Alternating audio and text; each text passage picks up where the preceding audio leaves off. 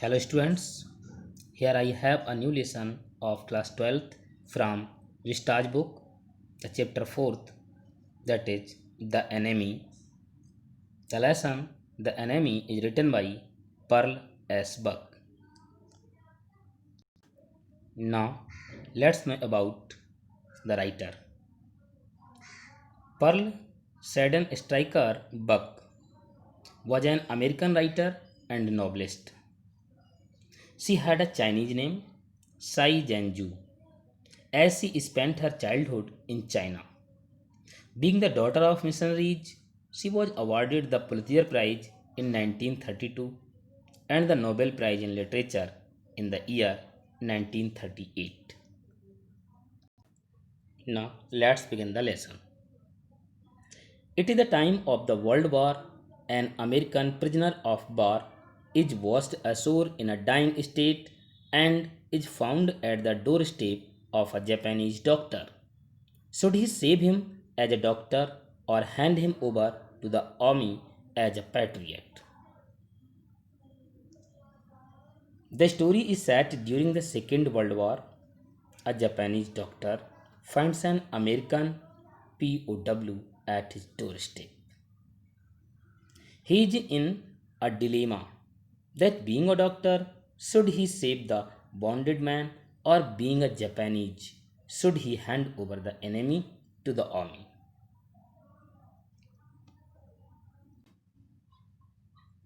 Dr. Sadao Hoki's house was built on a spot of the Japanese coast where, as a little boy, he had often played. The low, square stone house was set upon rocks well above a narrow beach that was outlined with bent pines. As a boy, Sadao had climbed the pines, supporting himself on his bare feet, as he had seen men do in the South Seas when they climbed for coconuts. His father had taken him often to the islands of those seas, and never had he failed to say to the little brave boy at his side, "Those islands yonder, they are the stepping stones to the future for Japan." Now, see the explanation.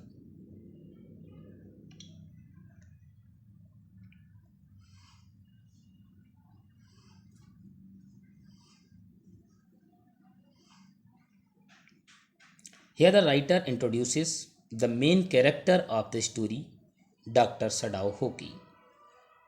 Dr. Sadao's house was situated on the coast of Japan. He had been living there since his childhood. The house had a low height and was made of stone. It was set upon the rocky beach, which had a boundary line made with pine trees that were tilted towards one side. When Dr. Sadao was a child, he would climb up the pine trees on his visits to the South Seas. He would see men do so in order to get coconuts from the trees. He would accompany his father to the islands of the South Sea often. His father would point towards the island and would say that those were the stepping stones toward the future of Japan. "Where shall we step from them?" Sadao had asked seriously. "Who knows?" his father had answered. "Who can limit our future? It depends on what we make it." Here, Dr. Sadao would question him childishly that where would they reach from those islands? His father would reply that it was not known, as it depended on the future. The future had no limits. It depended on mankind how it shaped its future. Now, see the next paragraph.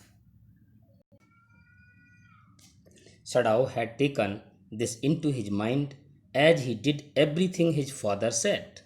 His father, who never joked or played with him, but who spent infinite pins upon him, who was his only son. Sadao knew that his education was his father's chief concern. For this reason, he had been sent at 22 to America to learn all that could be learned of surgery and medicine. He had come back at 30, and before his father died, he had seen Sadao become famous not only as a surgeon but as a scientist because he was perfecting a discovery which would render wounds entirely clean. He had not been sent abroad with the troops. Also, he knew there was some slight danger that the old general might need an operation for a condition for which he was now being treated medically.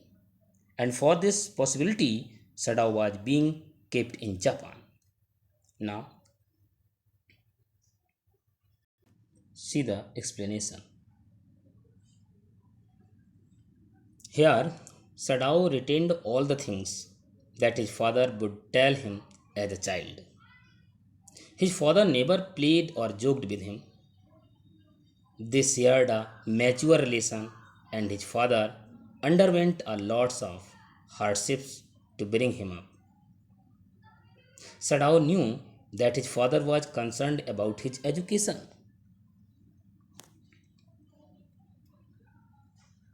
He was sent to America at the age of 22 to study surgery and medicine. He returned at the age of 30. Before dying, Sadao's father saw Sadao become famous not only as a surgeon but also as a scientist. Sadao was on his way to discover a treatment for wounds which would make them absolutely clean. So, he was not sent abroad with the armed forces as a doctor. Also, he was retained in Japan because the old general was suffering from an ailment which needed to be operated upon in case of an emergency. Now, see the next paragraph. Clouds were rising from the ocean now. The unexpected warmth of the past few days had at night drawn heavy fog from the cold waves. Sadao watched mist height outlines of a little island near the shore and then come creeping up the beach below the house, wreathing around the pines. In a few minutes, fog would be wrapped about the house too. Then he would go into the room where Hannah, his wife, would be waiting for him with the two children. Here, the writer describes the scene outside Dr. Sadao's house. As the days were unusually warm and the sea waves were cold, the nights became foggy. Dr. Sadao saw the boundary of a nearby island became invisible gradually as it got covered in the mist. Slowly, the mist was coming closer to him. Soon there would be mist all around his house. In the meantime, he would go back into the house to his wife, Hannah, who was waiting for him along with their two children. Now, see the next paragraph. But at this moment, the door opened and she looked out a dark blue woolen hori over her kimono. She came to him affectionately and put her arm through his as he stood, smiled, and said nothing. He had met Hannah in America, but he had waited to fall in love with her until he was sure she was Japanese. His father would never have received her unless she had been pure in her race. He wondered often whom he would have married if he had not met Hannah, and by what luck he had found her in the most casual way. By chance, literally, at an American professor's house. Now, see the explanation. Here, before Sadao could go inside, the door opened and his wife looked out for him. She was wearing a dark blue colored gown over her dress. She lovingly crossed her arm with his, smiled at him, remained silent, and stood by him. They had met in America. Sadao knew that his father would marry him to a Japanese girl only, and so he ensured this before falling in love with her. Sadao considered himself to be lucky to have accidentally met her at an American professor's house. Now, see the next paragraph. The professor and his wife had been kind people, anxious to do something for their few foreign students. And the students, though bored, had accepted this kindness. Sadao had often told Hannah how nearly he had not gone to Professor Hurley's house that night. The rooms were so small, the food so bad, the professor's wife so voluble. But he had gone, and there he had found Hannah, a new student, and had felt he would love her if it were at all possible.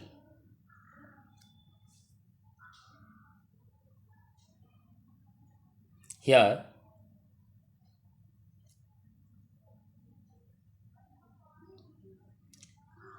he wondered that had he not met her, he would not have got a wife all his life. He thought that the professor and his wife were kind, as they were keen to help foreign students. He was glad that they had accepted this kindness and went to their house because it was there that he had met Hannah. Sadao would often tell Hannah that it was a mere coincidence that he went to the professor's house that night, as the rooms in his house were small. The food was not good, and the professor's wife was very talkative. If he had not gone there that night, he would not have met Hannah. At that time, Hannah was a new student. Sadao had thought that he would love her if at all it would be possible for him. Now, see the next paragraph. Now he felt her hand on his arm and was aware of the pleasure it gave him. Even though they had been married years enough to have the two children, for they had not married heedlessly in America. They had finished their work at school and had come home to Japan. And when his father had seen her, the marriage had been arranged in the old Japanese way. Although Sadao and Hana had talked everything over beforehand, they were perfectly happy. She laid her cheek against his arm. Now, here heedlessly means carelessly. Now, see the explanation. Here, Sadao and Hana loved each other too much, even after having two children. After many years of marriage, they had not married in a haste in America, rather, they returned to Japan, sought permission from their parents, and then got married in a traditional Japanese ceremony. They had discussed all the details before the wedding. They were happy with each other. Hana rested her cheek against Sadao's arm with affection.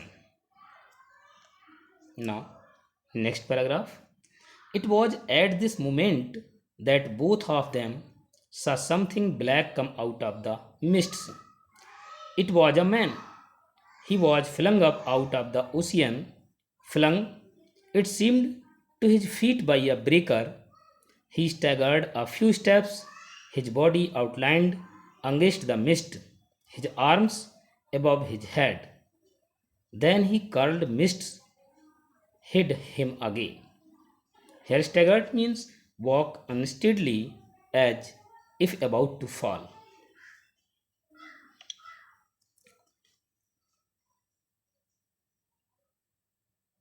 Here, the moment that moment they saw a figure appear out of the mist. It appeared black in color due to the mist in the air. The outline of a man's body was visible in the mist. He walked unsteadily with his arms above the head. It was an indication that he was a prisoner. The man walked a few steps and then disappeared in the mist. Who is that? Hannah cried. She dropped Sadau's arm and they both leaned over the railing of the veranda. Now they saw him again. The man was on his hands and knees crawling. Then they saw him fall on his face and lie there. Leaned means here bent forward. Here, upon seeing the figure, Hannah reacted by asking that who was that? She took her arm out of Sadau's arm and both of them bent forward over the railing of the veranda to have a closer look at the man. They saw him again. He was crawling on his hands and knees. Then he fell on his face and kept on lying there. Probably he had fainted. A fisherman, perhaps, Sadao said. Washed from his boat, he ran quickly down the steps and behind him Hannah came. Her wide sleeves flying. A mile or two away, on the either side, there were fishing villages. But here was only the bare and lonely coast, dangerous with rocks. The surf beyond the beach was spiked with rocks. Somehow the man had managed to come through them. He must be badly torn. Here, spiked means covered with sharp points.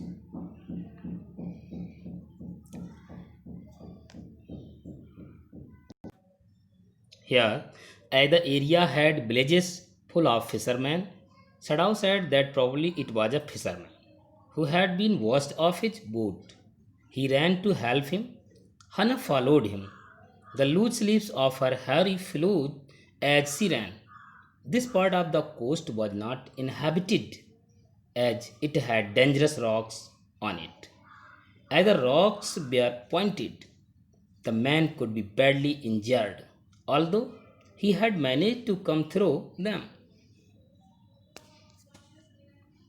They saw when they came toward him that indeed it was so.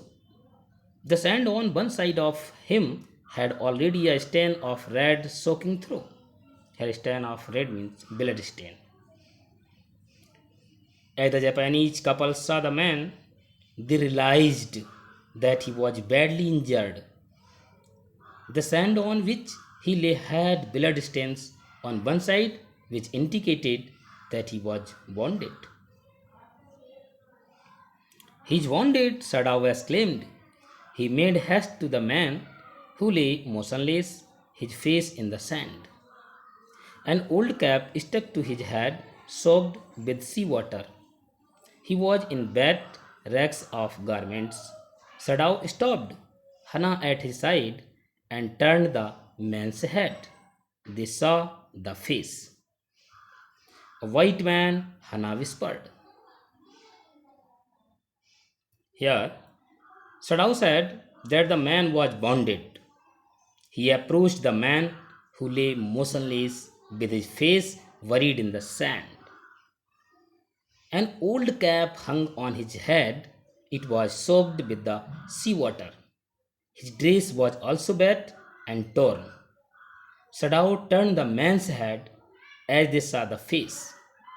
Hannah spoke confidently that he was a white, that is, an American. Yes, it was a white man. The bat cap fell away, and there was his wet yellow hair long, as though for many weeks it had not been cut, and upon his young and tortured face was a rough yellow beard. He was unconscious and knew nothing that they did for him. Here, the injured man was an American. As his cap fell off, they saw his bat, yellow colored hair, which had not been cut for a long time. So he was young, his face had such marks which indicated that he had been tortured. He had a rough, uncapped yellow colored beard. As he had fainted, he did not know of the presence of Sadao and Hannah. Now, Sadao remembered the wound, and with his expert fingers he began to search for it. Blood flowed freshly at his touch. On the right side of his lower back, Sadao saw that a gun wound had been reopened. The face was blackened with powder. Sometime, not many days ago, the man had been shot and had not been tended. It was bad chance that the rock had struck the wound. Tended means here cared for or looked after. Here, Sadao was reminded that the man was bounded as he had seen blood stains on the sand. As he was a doctor, so he moved his trained fingers around the man's back to search for the wound. He felt blood oozing out of a wound in the lower part of his back. It was a gunshot. The man had been injured a few days ago. He had not got any medical help to treat the wound, as he had himself used some black, colored, powdery substance on it. The sharp rocks on the shore had pierced it, and so it was bleeding.